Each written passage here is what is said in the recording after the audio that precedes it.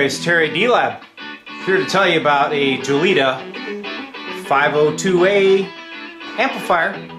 This thing runs a pair of KT-88s, super powerful. Now I'll tell you what, for a Chinese amp, it's the best sounding amp I've actually heard, with the exception to like a Dynaco, okay? But for what it is, man, it's a great amp. It's bold, it's powerful. So right now I've got it hooked to a CD player. Let me show you the functions of this thing.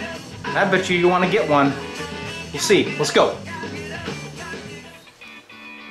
Alright, well, for the little demo, I've got a pair of Bose 301 speakers, CD player, and I'm feeding the amplifier with the CD player direct.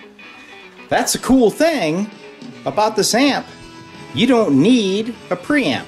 So you can take your CD player and go direct to an input. Now this has an input selector. It goes tuner, tape, CD, aux, okay? So there you are. And you can take your balance.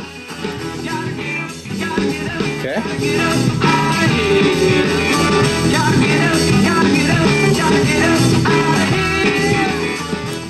Now this really isn't a fair test because I'm running these Bose 301s, but I'll tell you what.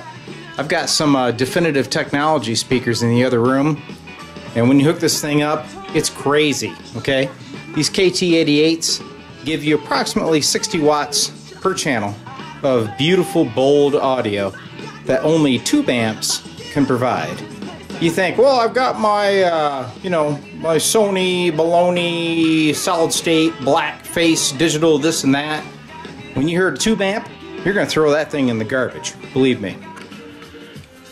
Alright, so for the fun of it, I hooked up a Zune to this amp, okay? It doesn't need a preamp.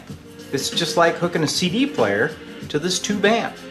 So if you got an iPod, MP3 player, Zune, whatever the heck they are, okay?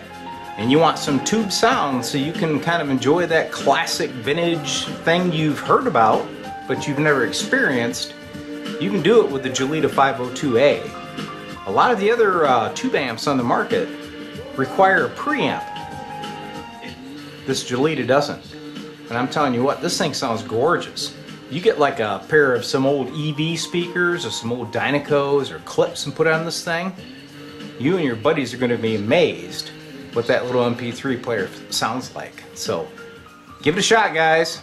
Get into the tube era, alright? This new solid state stuff, it's not all it's cracked up to be. And the other thing I wanted to tell you is old tube amps, you know, they're dated back in the 30s and 40s, and they're still running. I challenge you to find a new solid state bells and whistles light show machine these days that's going to be around 50 or 60 years. So think about that. Hope you enjoyed the video.